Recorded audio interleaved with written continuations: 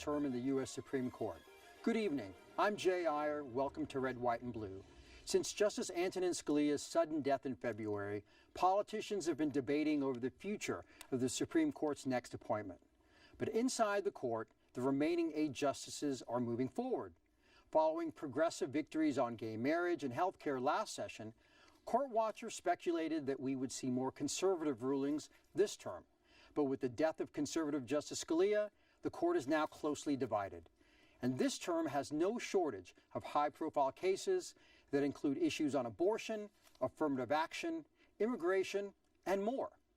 What cases have been ruled on, and what impact has Scalia's absence had on those rulings? And what cases still need to be tackled? Guiding us this evening are Josh Blackman, Professor of Law with South Texas College of Law, Professor Teddy Rave of the University of Houston Law School, and Professor of Law at Texas Southern University Thurgood Marshall School of Law, Martin Levy. And leading our discussion, as always, our hosts David Jones and Gary Polland, who are not Supreme Court practitioners, but we do read the newspaper, so we do know something about these issues to some extent. I'm admitted to practice there. Are you really? Yes. Really? Who sponsored me? Sponsored you? Robert Bork. Robert Bork? Lee Robert Bork. All right, That's all right. Okay, well, we can. Yeah. So look, we have this fifth vote that's hanging out there that is, an Obama appointee. He's not necessarily going to get a hearing. There is this matter of advise and consent that the Senate is supposed to follow, but I don't see any deadlines on it. Can anybody tell me whether the Senate is misbehaving by not? Josh, you have to read the Constitution for us? I would love to read the Constitution. So the President says he shall nominate, and by and with the advice and consent of the Senate, judges of the Supreme Court. The President has a duty to nominate. He shall, which means must. The Senate has no obligation in the Constitution whatsoever to do anything at all. Indeed, there's actually a history of practice of before the Constitution was drafted, of the Massachusetts Senate simply saying we will not vote on the nominee because we don't like him. There's a history of this leading up to the ratification of the Constitution. So whether it's good or bad politics, which we can debate, there's no constitutional duty whatsoever. Well, let's talk about the politics of it because the court wants to preserve, and certainly the Chief Justice wants to preserve, the courts appearing to be independent of politics in order to preserve the public's respect for the court. So is this not playing against Roberts' wishes in a way that the court be seen as an independent thinking body that is not influenced by political considerations? Well, Anybody? I think, you could certainly make that argument. I don't know if anyone knows specifically how Roberts would react, but that's been described, particularly in the first Burwell decision, as a kind of a basis of his thinking. But while I might add to Josh's comment that the Senate excels at doing nothing at all. I mean, well, there's nothing wrong with that. It might be so, the best. Who cares? Who cares if they think that if they think that this appointment is going to change the entire next 20 years of the Supreme Court, right, in terms of decision making, then why not postpone it until they get a decision from the American people about what president should do this work? Well, why stop there? Why not postpone it if they don't like the results of the election? So let's say that Hillary Clinton goes on and wins the election, and the Senate says, you know what, we would like to postpone our advice and consent until we have another election, until someone that we like is elected president. I think I disagree with Josh about the way that he's reading the Constitution. There is an obligation for the Senate to consider the nominee that the president's put forward. How about a mandamus? Well, so I think that's important. I don't think a mandamus would be appropriate. I don't think that the fact that there is an obligation means that the court can order the Senate to do it.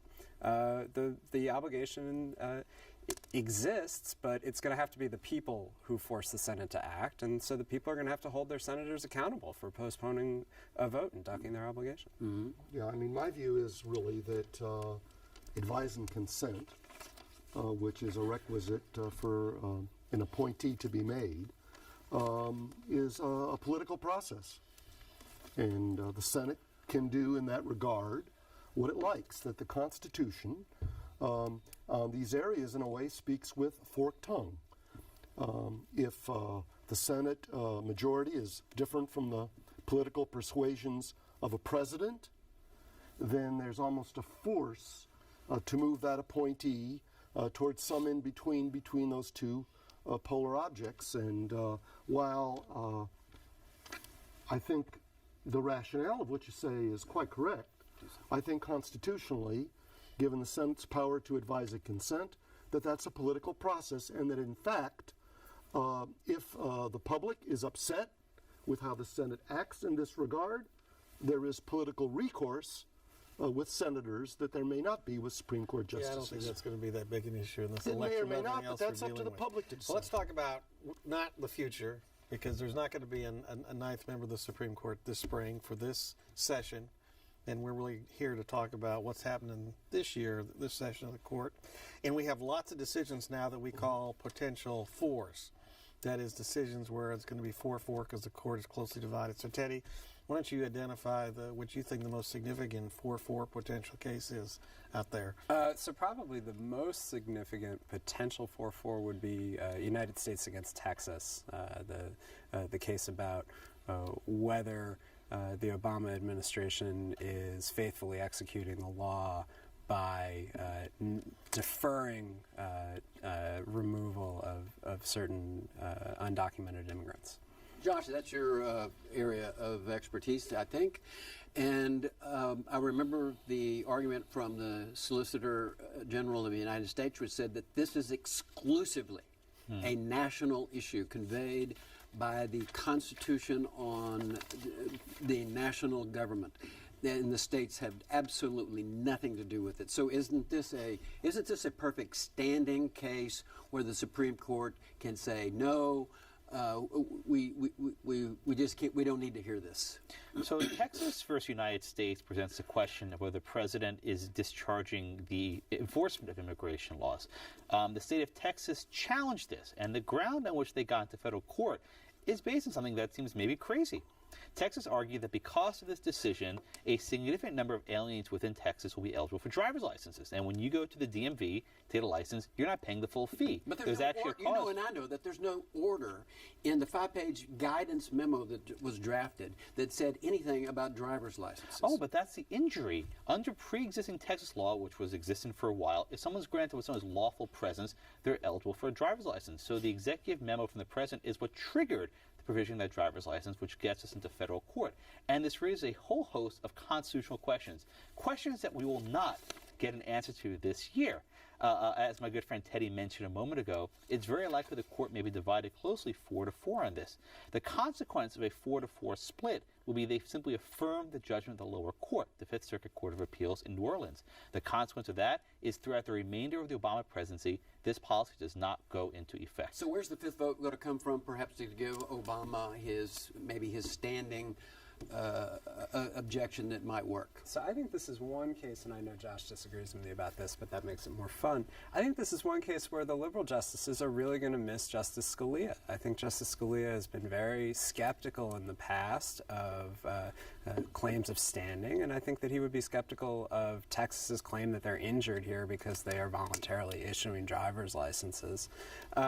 And so I think that would be one that would have been a source of a potential fifth vote. Justice Kennedy, I think, is the remaining source of the potential fifth vote. And your prediction is there's going to be no fifth vote, is there? No, and I think we're going 4-4.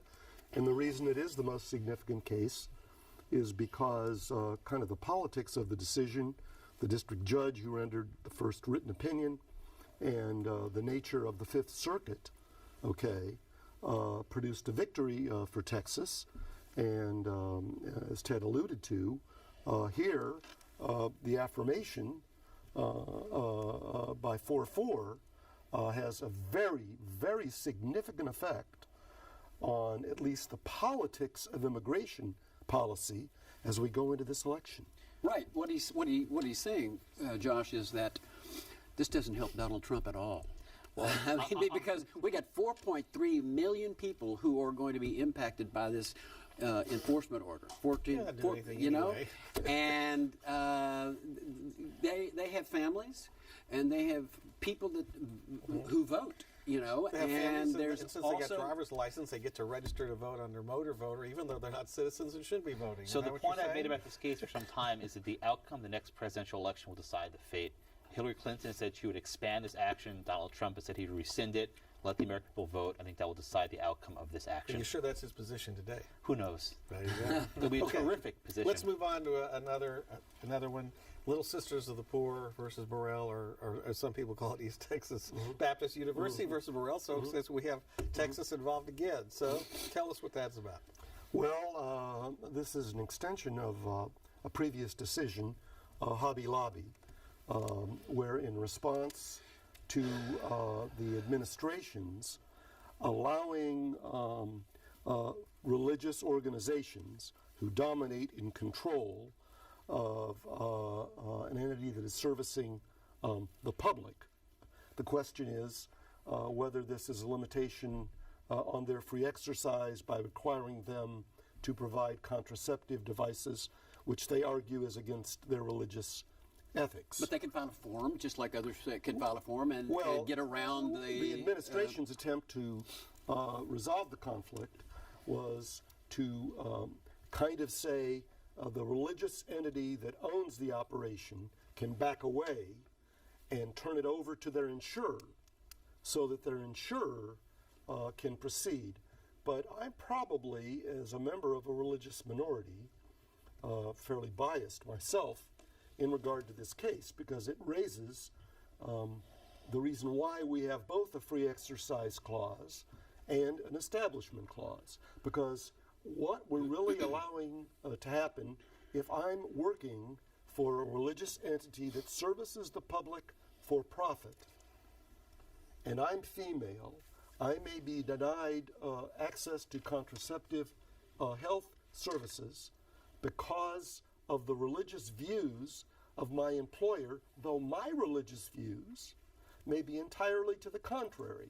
And in that regard, we're allowing the governmental process, including the court, to in essence let that religious entity, because it's claiming free exercise, establish their credo, as if you will, enforced by national law. So is this a 4-4 case or what? So I think this is a fascinating case because the court is very afraid of this going 4-4. If it goes 4-4, we'll then have inconsistent rules in different parts of the country. And so one thing that the court's done in this case, which is very out of the usual for the Supreme Court, is it's actually asked the parties for more briefs about maybe a way that they can read the statute a little bit differently or tweak the regulations a little bit so that instead of the religious groups having to file an objection to be exempt from providing contraception, which they say is the same thing as making them endorse contraception, it'll just happen automatically, and then the government will pay for it. And contraception is a sin. Yeah. So the key word for this case is hijacked. That was a theme that came over. I was in the court that they hijacked. In order for the Little Sisters, their employees, to get these contraceptives, they have to use the plan of the Little Sisters. The Little Sisters argue, hey, we have Obamacare.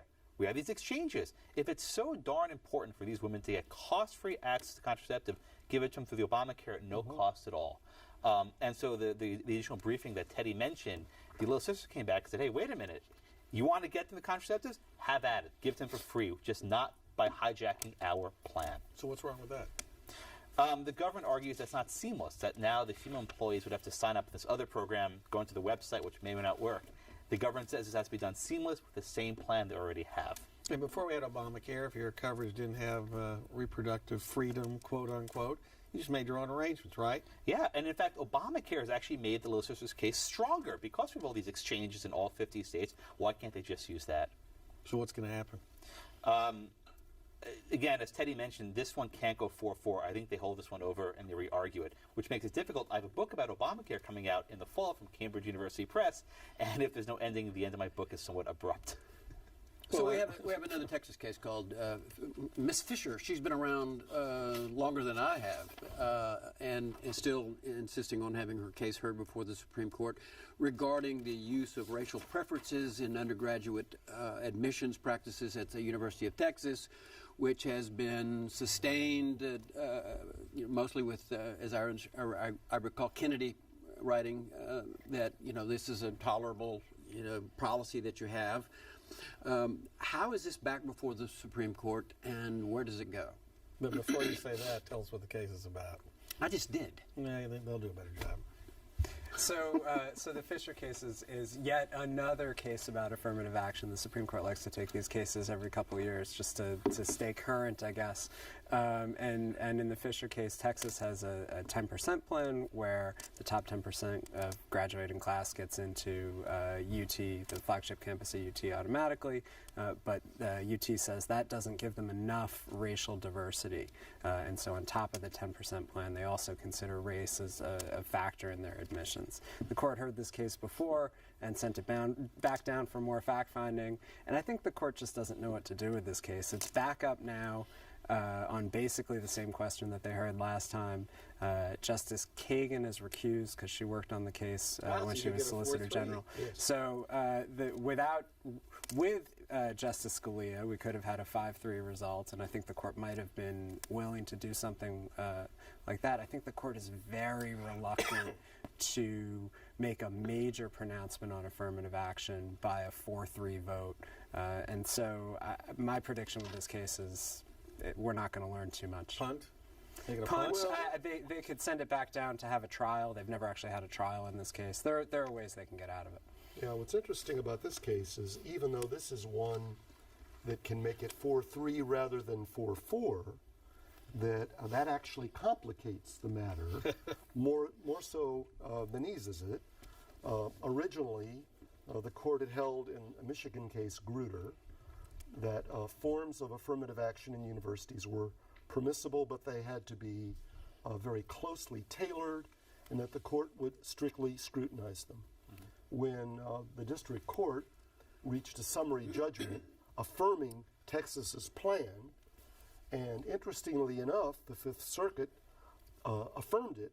When the court sent it back, they basically said, this is not close scrutiny, and whether or not we had close scrutiny or not, boom, it comes out of the district court with the same decision, affirmed by the Fifth Circuit as well. And, in our field, the general view would have been that the reason the Supreme Court is hearing this case is they want to say something. Because there's no reason to take it now, given the Fifth Circuit's affirmance. But that could dramatically be affected by someone who may have wanted to be the leader in this regard, and that is Antoine Scalia. Interesting. With the first case, the first major case we had that was decided under the 4-4 UBRIC is Fredericks versus California Teachers Association. Josh, tell us what that was about. This was the blockbuster that wasn't. This case involved public sector unions and whether the government could require public sector union employees to pay certain dues out of their salary. And the court hinted in a case a couple of years ago that this was unconstitutional, that violated the freedom of speech. And everyone was gearing up for there to be 5 votes, that they're going to strike down this public sector union provision. And the arguments went great for the challengers. Everyone was so happy. And then, tragically, Justice Scalia passed away not too far from here in Marfa. And with that, the case released as a 4-4. Now, this is a kind of case that can come back up at any point in the future. But the question is, would Merrick Garland be willing to do what Antonin Scalia did? The answer is probably not. And I think that puts a fine point on it. Now the fifth vote is no longer Anthony Kennedy. As a Supreme Court practitioner, it's great. I don't have to persuade him anymore, right? That's not my essence of being. It's not saying, what would Tony Kennedy do, right? Now Merrick Garland's now the swing vote. I think that radically alters the trajectory of the Supreme Court. We do have the whole women's health case out of Texas, do we not? And is that likely to be a case where Justice Kennedy provides the fifth vote to overrule the Fifth Circuit and its support for the Texas law? It could well be. But talk about what the law is that we're talking about first. Yeah, We're talking about, in a general context, particularly in one of the more recent decisions, in the Casey decision, majority of the court had increased the ability of states to regulate in regard to health and safety, and added to that for the preservation of the life of the fetus So this was as a Texas's legitimate state answer interest. to And we that. have a history here, really since Roe versus Wade, of state legislatures trying to use these regulations, their power to regulate, to limit abortions as much as possible. And the Texas case, and we have some others that are out there, but the Texas statute does about as pretty good job of limiting as anything we've seen. The really since clinics would Casey. go down from 40 to 10 if it's It's upheld. really tough. One of the things that I learned about this that I wasn't even aware of, for example, the state requires a physician, in order to provide an abortion, to be on a staff at a hospital. And, you know, the average person might say, well, gee, that's reasonable, because doesn't that mean we've got a legitimate, competent doctor? So you have a regulation here that can be used to apparently further safety. But then I find out, when a friend of mine who's dean of one of the medical schools in the state tells me, Marty, you didn't know that hospitals no longer have the private internists on staff to make rounds, and that almost major American hospitals today hire their own internist. So therefore, you're taking a regulation that looks like it's really furthering safety, but almost guarantees you that you're going to really minimize abortions, because private physicians no longer make rounds at hospitals. Interesting. Eh? Okay, so Teddy, what are the prospects on this one? Well, this is another one that could go 4-4, which would then leave, or actually, Texas's abortion regulations are currently not in effect pending the outcome of this case, but it would allow them to go into effect because that's what the lower courts held. Or I think there's a chance in this one that Kennedy could be persuaded that this looks not like an attempt to really regulate the health and safety of abortion procedures, but as an attempt by the state to discourage abortions, make them more difficult to get.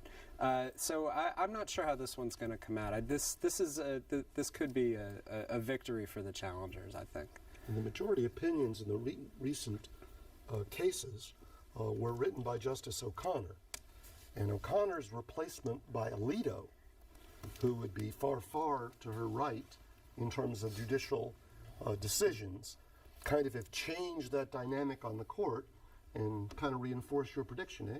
Yeah, and I think if this does go 4-4, it's not going to have a lot of staying power. We have another case in the pipeline that can come up next year once we have a court back up to full strength, and so we should get an answer within the next couple of years.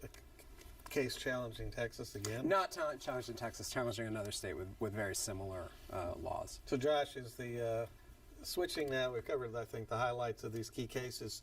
Let's talk about the future prospects for the court. Given the fact that the next president is all probably going to be Hillary Clinton or Donald Trump, both New York liberals, in my opinion, what do you think the chances are in our lifetimes we'll ever see a conservative Supreme Court again?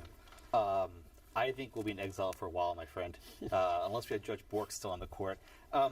It's very likely that for the foreseeable future, as the Reagan and Bush nominees age out, we'll see them replaced by liberal nominees. The question is whether suddenly liberals will discover stare decisis, standing by precedent. What's that? We don't need those decisions. Heller, get rid of it, right? You know, cases on federalism, toss them out the window. Or will they chip it away saying, well, you can have a Second Amendment, but it only applies in the House, right? They're going to simply strip away these precedents or just chisel them away to the point of obscurity, in which case the legacy of Justice Scalia will be reduced to the history books. What about Citizens United? Isn't that, if there is a fifth vote, such as Merrick Garland, is Citizens United in jeopardy? Oh, I think undeniably. If not, Which is the case that allows money to go freely into. Yes, if only because of the political pressure and the way politics has played out in regard to that case. I mean, my goodness, we have some states, in Washington, for example, they're trying to amend their constitution to make Citizens United unconstitutional Good luck in with Washington. You really? So, yeah, I think you're right about it, but the politics of it and its impact on the American system, even if you just listen to Bernie Sanders and his own views, I think make its longevity pretty much in doubt.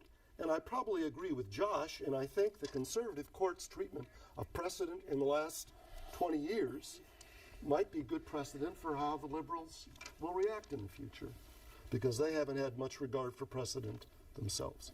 Is there a surprise? We got 30 seconds. Is there a surprise? There's a conference May 12th. Is there a surprise new case that's likely to come out that we haven't talked about that's going to be heard? I think the trend is the court is not taking big cases until they're certain what the composition will look like. They've actually reduced the number of cases they've taken for next term. They don't know that's what's all going the to look time like. we have. Yeah, you're a great That was answer. good. You gave a short answer. Well, Martin Levy, Teddy Rave, Josh Blackman, thank you so much. We enjoy these annual visits. You all do a great job. You learned something? I did. Good. And thanks. And you can continue the conversation online with me and Brandon Rottinghouse on Houston Public Media's digital series, Political Perspectives.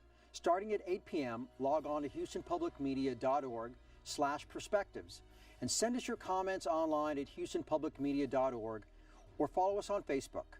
We want to hear what you have to say about the issues that affect your lives. Thank you so much for watching. Good night.